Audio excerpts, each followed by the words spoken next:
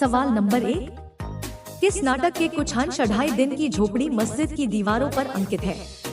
ए. Harikeli, B. Naganand, सी. मालती Madhav, D. इनमें से कोई नहीं।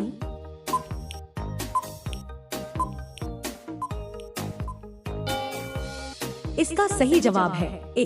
हरिकेली। 2.5 दिन का झोंपड़ा राजस्थान के अजमेर नगर में स्थित यह एक मस्जिद है। माना जाता है इसका निर्माण सिर्फ 2.5 दिन में किया गया और इस कारण इसका नाम 2.5 दिन का झोपड़ा पड़ गया।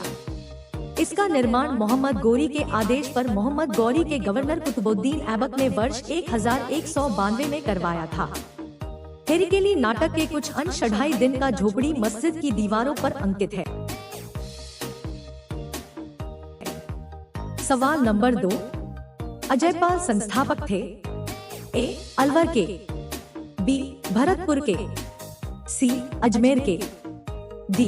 चित्तौड़गढ़ के।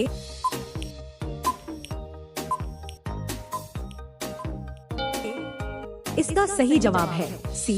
अजमेर के।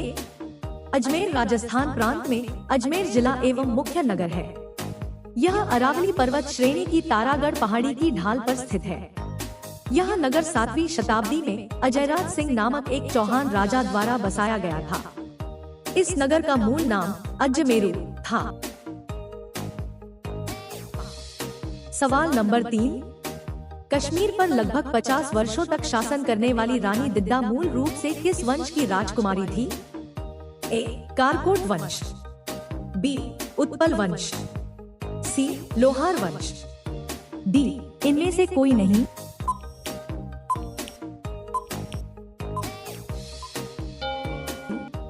इसका सही जवाब है सी. लोहार वंश।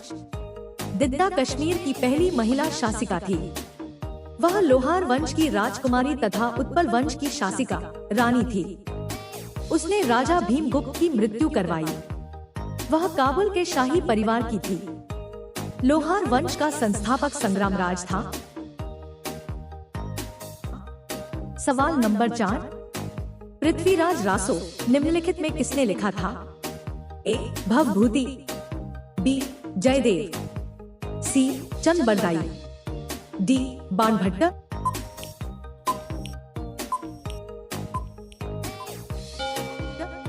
इसका सही जवाब है सी. चंद बरदाई।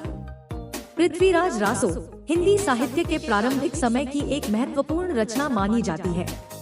इसके लेखक चंद बरदाई हैं। ये दिल्ली के चौहान वंशी शासक पृथ्वीराज चौहान के दरबारी कवि थे। इस ग्रंथ में इन्होंने पृथ्वीराज चौहान के जीवन चरित्र की अद्भुत झांकी प्रस्तुत की है, जहां इस ग्रंथ में पृथ्वीराज की प्रेम संबंधी भावनाओं को भी दर्शाया गया है। वह जयचंद की पुत्री संयोगिता का अपहरण कर लेते हैं। इसी ग्रंथ में राजपूतों की उत्पत्ति संबंधी सूचना मिलती है। कल्हण ने कश्मीर का इतिहास अपनी पुस्तक राजतरंगिणी में लिखा है। विल्हण की प्रमुख पुस्तक विक्रमांक देवचरित है, जबकि जयानक ने पृथ्वीराज विजय की रचना की। सवाल नंबर 5, भारत में किस सूफी सिलसिले को सर्वाधिक लोकप्रियता मिली? ए. चिश्ती, बी. सुहरावर्दी, सी. फिरदौसी, डी. नक्शबंदी।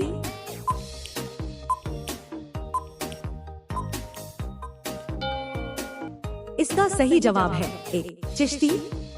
चिश्ती सिलसिला यह सिलसिला ख्वाजा चिश्ती हेरात वेफ निकट नामक गांव में स्थापित किया गया था। भारत में चिश्ती सिलसिला ख्वाजा मुइनुद्दीन चिश्ती जन्म 1142 द्वारा स्थापित किया गया था, जो 1192 में भारत आए थे। उनका मानना था कि भक्ति का सबसे अच्छा तरीका मनुष्य की सेवा है और इसीलिए उन्होंने दलितों के बीच काम किया। सवाल नंबर 6, सूफी संत ख्वाजा मुइनुद्दीन चिश्ती किसके शासनकाल में राजस्थान आए थे? ए. महाराणा प्रताप, बी. राणा सांगा, सी. राणा कुंभा, डी. पृथ्वीराज चौहान।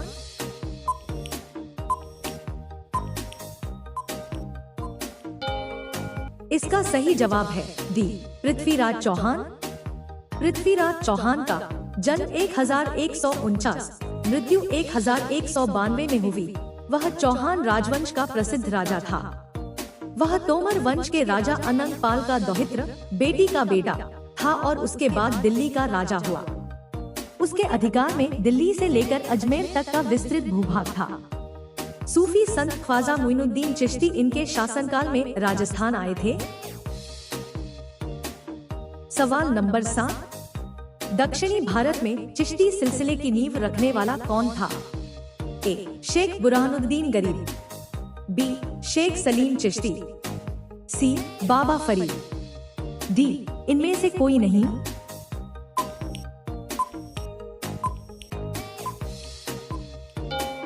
इसका सही जवाब है ए. शेख बुरहानुद्दीन गरीब।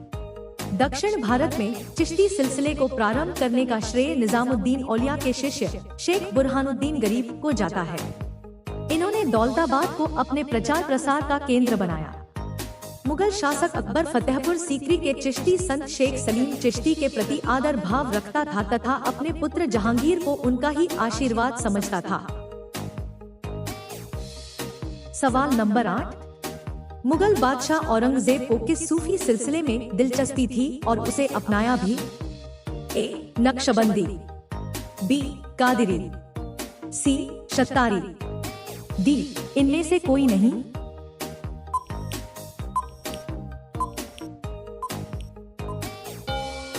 इसका सही जवाब है ए. नक्शबंदी। नक्शबंदिया एक सूफी सिलसिला है। इसकी स्थापना ख्वाजा बहाउद्दीन नक्शबंद द्वारा की गई थी। भारत में इस सिलसिले का प्रचार ख्वाजा बाकी बिल्लाह के शिष्य एवं मुगल बादशाह अकबर के समकालीन शेख अहमद सरहिंदी ने किया था।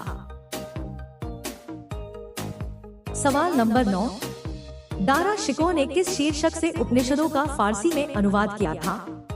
ए. अल-फहरिस्त, बी. किताब-उल-अव्लिया, सी. मजमुल बहरीन, डी. सिर्र अकबर।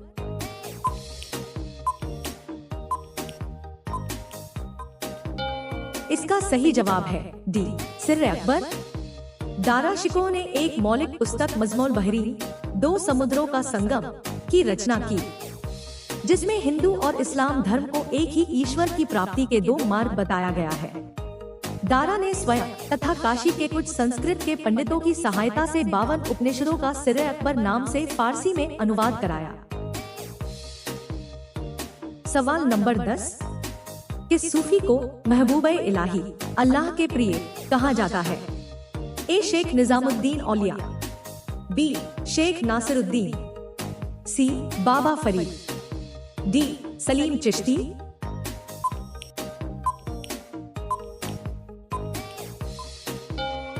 इसका सही जवाब है ए. शेख निजामुद्दीन औलिया।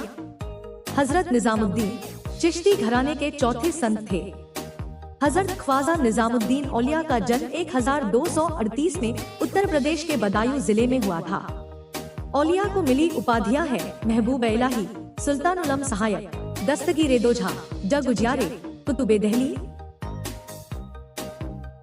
सवाल नंबर 11, कौन सा एक देश अभी भी एक सम्राट द्वारा शासित है? ए. अफगानिस्तान, बी.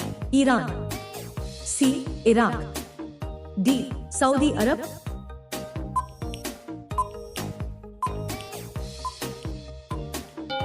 इसका सही जवाब है डी. सऊदी अरब। सऊदी अरब, जिसे आधिकारिक रूप से सऊदी अरब के राज्य के रूप में जाना जाता है, एक पूर्ण राजशाही है। हालांकि 1992 में शाही डिक्री द्वारा अपनाई गई सऊदी अरब के मूल कानून के अनुसार राजा को शरिया यानी इस्लामी कानून और कुरान का पालन करना चाहिए।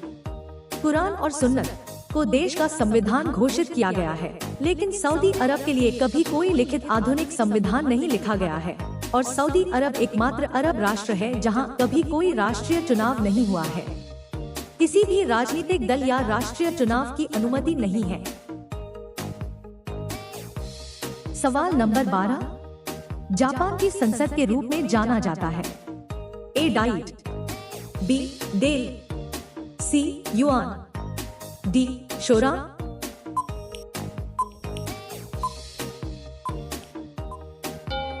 इसका सही जवाब है ए. डाइट। डाइट जापान की द्विसदनीय विधायिका है।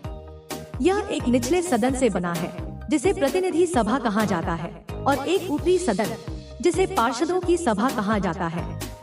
डाइट के दोनों सदनों को सीधे एक समानांतर मतदान प्रणाली के तहत चुना जाता है।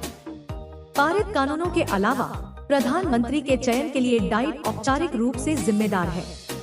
मीजी संविधान को अपनाने के परिणामस्वरूप 1889 में डाइट को पहली बार शाही डाइट के रूप में बुलाया गया था।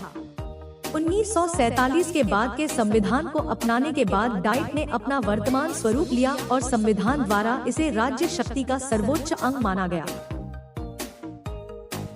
सवाल नंबर 13। अंग्रेजी शासनकाल में भारत का कौन सा क्षेत्र अफीम उत्पादन के लिए प्रसिद्ध था? ए बिहार, बी बंगाल, सी गुजरात, डी असम।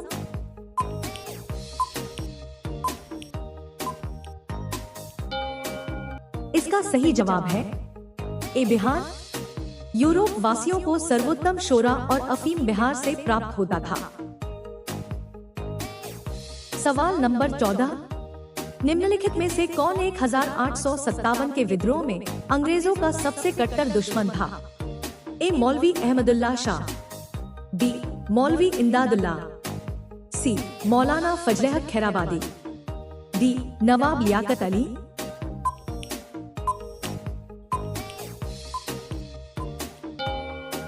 इसका सही जवाब है ए मौलवी अहमदुल्ला शाह।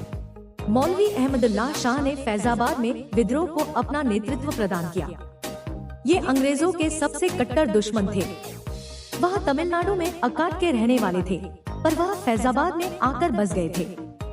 उन्होंने भारत के विभिन्न धर्मानुयायियों का आह्वान करते हुए कहा कि सारे लोग काफिर अंग्रेजों के विरुद्ध खड़े हो जाओ और उन्हें भारत से बाहर खदेड़ दो।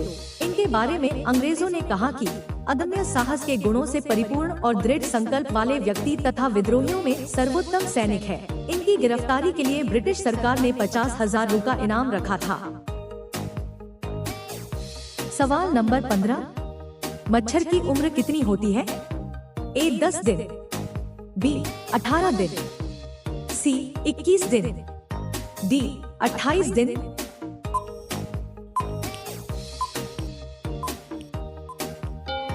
इसका सही जवाब है ए 10 दिन। नर मच्छरों की उम्र 10 दिन और मादा मच्छरों की उम्र 42 से 56 दिन की होती है। दोस्तों, अगर वीडियो पसंद आए तो वीडियो को लाइक करें, चैनल को सब्सक्राइब करें और बेल आइकन को ऑल पे सेट कर ले। धन्यवाद।